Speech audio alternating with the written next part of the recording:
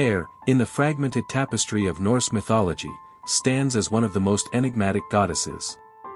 Her name, often translated as peace or help, also bears connotations of mercy and protection. Unlike the gods of thunder, war, and chaos, whose stories storm across the pages of myth, Air's presence is quieter, subtler, yet vital. She is remembered as a goddess, or sometimes a Valkyrie, associated with healing. The sources that mention her are few, almost whispers compared to the mighty sagas of Odin or Thor, but these whispers have inspired centuries of speculation and reverence. Snorri Sturluson, in the Prose Edda, lists her among the Æsir, the goddesses of the Æsir, praising her as the best of physicians. Elsewhere, she is counted among the handmaidens of Mengel, dwelling on Lifjeberg, the hill of healing, where supplicants once turned in hope of cures. In some poems, she even appears among the Valkyries, the fierce choosers of the slain, suggesting a dual identity. A goddess of life and a maiden of death. This ambiguity makes her one of the most fascinating figures in the Norse pantheon. Air was not a goddess of grand temples or thunderous rituals. Instead, she was invoked in the hush of illness, in the trembling breath of the wounded warrior, and in the whispered prayers of women guarding their households. She belonged to the intimate moments when survival itself was fragile. Healing in the Viking Age was not only physical but spiritual, tied to fate and divine favor. To call upon Air was to hope for reprieve from suffering, to believe that even in a world of war and doom, there remained a divine hand of compassion. Though many details of her cult have been lost, archaeologists and scholars believe Air's role reflects the honored place of female healers in Norse society. Women skilled in herbs, charms, and medicine were vital to survival, and their sacred knowledge often carried divine association. In Air, myth crystallized the archetype of the healer, strong, wise, and merciful. Today, she is remembered less for dramatic adventures and more as a symbol of mercy amid hardship, a reminder that even in the harshest myths of Ragnarok, the Norse imagination preserved a figure devoted to healing and life. Among the mountains of the gods lies a place known as Lifjeberg, the Hill of Healing, a place where mortal and divine alike once turned in desperation. It was said that those who climbed its slopes with offerings and prayers might find release from pain, as the very air around the mountain shimmered with the touch of unseen hands. Here dwelt Mengel, the bright maiden, and around her gathered a circle of divine women skilled in mysteries of life. Among them shone Air, who was not merely a companion but the most skilled of healers, the one whose name was whispered on the lips of the suffering. Legends tell that when a mortal braved the climb to Lifjeberg, they would face trials of endurance, thorn paths that tore the skin, stones that burned with unseen fire, shadows of sickness taking form as beasts. Few reached the summit, and fewer still survived. But those who endured found Air waiting. She was not adorned with the weapons of war like a Valkyrie, but with herbs bound at her waist, a staff of ash wood in her hand, and a gaze that pierced through flesh to the spirit beneath. It is said her hands glowed faintly, not with fire, but with the steady warmth of life itself. One tale speaks of a warrior broken by battle, whose comrades left him to die beneath the mountain.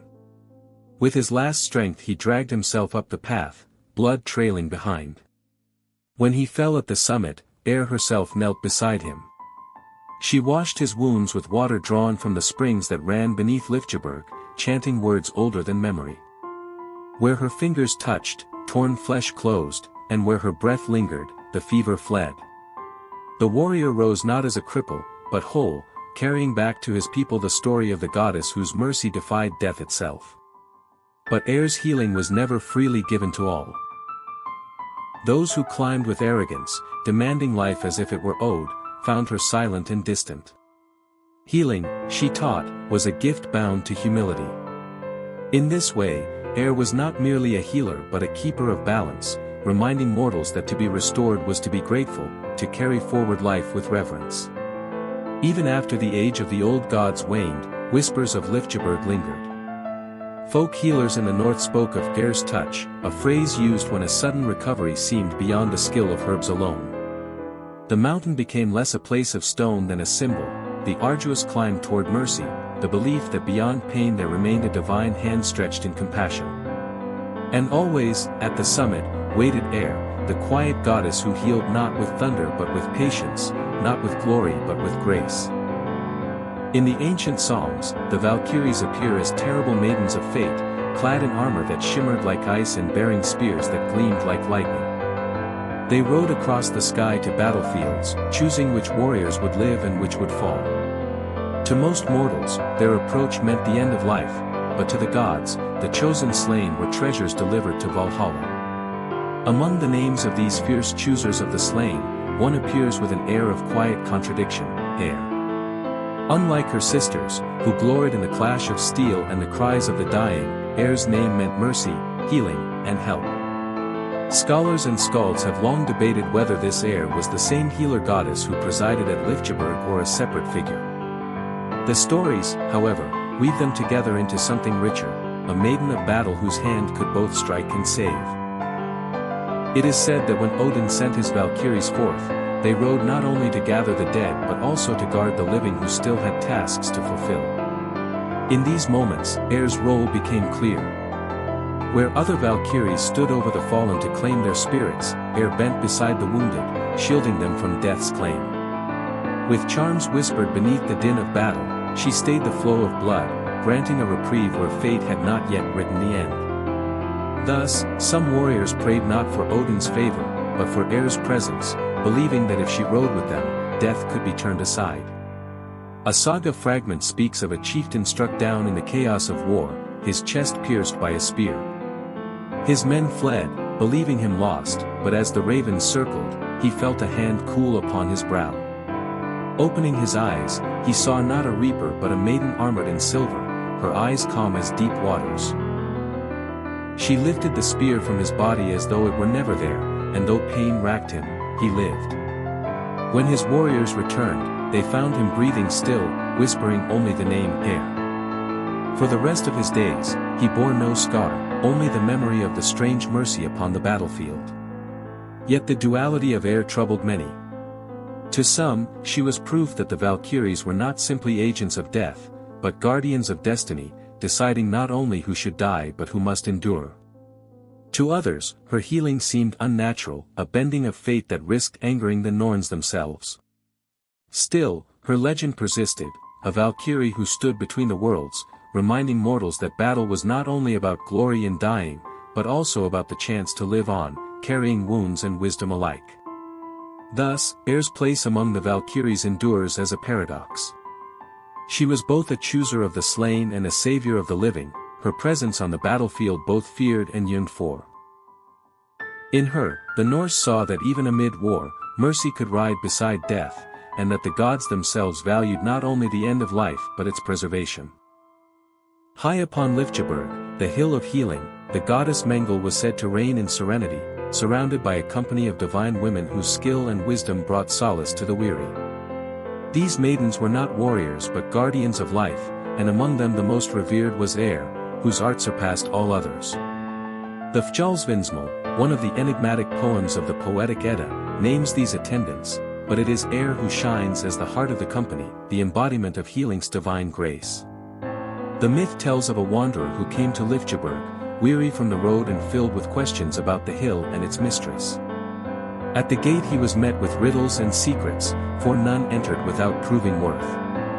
Within, however, lay a circle of women who tended not only to the sick but to the harmony of the world itself. Each maiden had her own gift, some knew herbs, others charms, still others the mysteries of fate, but Air held the highest gift of all: the power to preserve life when it teetered at the edge of death. It is said that when Mengel herself fell into sorrow, grieving for mortals who perished before their time, it was Air who comforted her. She spoke of the strength that suffering gave to the living, and of the mercy that healing bestowed, not as a denial of fate but as a blessing that allowed mortals to continue their journey. With her staff and her herbs, she taught that healing was not only the mending of flesh but the mending of spirit. For this reason, she was called not only a physician but a protector of souls. One story tells of a child carried up the mountain by her desperate mother. The girl was pale, her breath shallow, stricken with an illness no mortal midwife could cure. The mother, trembling, placed the child at the feet of Mengel's maidens, but it was Air who stepped forward. She knelt, laying her hands upon the child, and whispered words that seemed to weave with the wind itself. The girl stirred, color returning to her cheeks, and within moments she laughed again, her small voice echoing across the slopes. The mother wept with joy, praising Air, who simply smiled and said that life, once given, must be cherished. Among Mengel's retinue, Air's presence was also symbolic. She represented the bridge between mortal knowledge and divine aid. In the Viking Age, women were often the healers of their households and communities, and in Air they saw a reflection of their sacred work. The goddess stood as their patron, blessing the quiet yet vital labor of mending bones, easing fevers, and birthing children safely into the world. When the voices of the skalds grew silent and Christianity spread through the north, many of the old gods were cast aside, their names lingering only as shadows in folk memory. Yet Air's presence, though faint in the surviving texts, did not vanish. Instead, she transformed, reappearing in the practices of healers, midwives, and wise women across Scandinavia. To speak of Air's help became a way of invoking divine aid and healing, even when the speaker no longer remembered the goddess herself. Her name survived in charms, in whispered blessings over wounds, and in the belief that healing was as much a sacred act as a practical one. Medieval sources often tried to explain Air away as merely a Valkyrie or a personification of mercy, but her role was too firmly rooted in tradition to disappear. In Icelandic folk practice, the figure of a protective, merciful woman, half saint, half goddess, carried echoes of her. Some Christian scribes, uncomfortable with the idea of a pagan healer, reinterpreted her as a symbolic angel of mercy, aligning her with biblical figures. Others saw in her a parallel to Saint Hildegard or the Virgin Mary, blending pagan reverence with Christian piety. Still, beneath these layers, the core of her identity endured. She was the embodiment of healing, the unseen hand that eased suffering. Stories continued to circulate among the people, now less as grand myths and more as folklore. A common tale spoke of a wandering woman in green who appeared at the bedside of the sick, applying herbs or simply laying a cool hand upon the fevered brow. By morning, the patient was restored, and the mysterious woman gone. Some called her an elf, others a spirit, but the old ones whispered that it was Air, still walking quietly among mortals. Even centuries after the Viking Age, mothers invoked her name during childbirth, believing that a breath of her mercy could mean the difference between life and death. In modern times, scholars and myth lovers alike have sought to reclaim her story. Feminist interpretations see Air as a symbol of women's knowledge, particularly the medical wisdom preserved and passed through generations in the face of both hardship and persecution. For practitioners of modern Heath Henry, she is honored not as a forgotten footnote but as a living goddess whose compassion balances the fierceness of Odin's warlike world. Temples and gatherings sometimes invoke her alongside Frigg and Freya, giving her a central place in rituals of healing, protection, and renewal. The death of Baldur, the shining god, is one of the most sorrowful tales of Norse mythology. Struck down by a dart of mistletoe, hurled by the blind god Hr under Loki's deceitful guidance, Baldur fell where none believed he could. The gods had sworn oaths with every creature, stone, and root that they would not harm him. He was invulnerable to all things, save for the one plant too small and harmless for oaths to be demanded, the mistletoe. When the dart struck, the Æsir watched in horror as Baldur collapsed, lifeless, his light extinguished. Yet some tell that before his spirit was carried to Hel's realm, the gods called upon Air, their greatest healer. She came swiftly, bearing her herbs, her staff, and her chants of power. Kneeling beside Baldur, she examined the wound, a small puncture in the chest where the dart had entered. To mortal eyes it would have seemed trivial, yet Baldur's life force drained away like water through a sieve. Air placed her hands upon him, summoning every art she knew. She drew herbs from Lifgeberg, steeped in springs of healing, and pressed them into the wound. She whispered runes of binding, runes that closed flesh and knit bone. Her voice carried like a song, rising in harmony with Frigg's weeping. For a moment, the gods dared to hope. Baldur stirred, his eyes fluttering open, and warmth seemed to return to his skin. But Air saw the truth, the wound was not physical alone, but bound with fate itself. Mistletoe was not merely a plant but a loophole in the promises of the cosmos, and Loki's trick had given death its claim. No herb could undo an oath unspoken. Air tried still, summoning every power of mercy, but the more she worked, the colder Baldur grew. Finally, she bowed her head and told Frigg that her skill could not reach where fate had spoken. Baldur's life was not hers to save. With grief heavy in her voice, she said, "I can heal the body, but not the doom the Norns have woven." Even Odin, master of runes, could not break the law of destiny. And so Baldur was sent to Hel's realm, despite the mercy of Air. Yet this attempt was not forgotten. Later generations said that if even Air could not save Baldur, then truly none could. The tale of her effort became a reminder that healing, though divine, was not limitless. Even the greatest physician among the gods could not undo the will of fate. But her presence in that moment gave comfort. Baldur did not fall alone into darkness. He fell with the gentle hand of mercy upon him, the last touch of life before the shadows claimed him.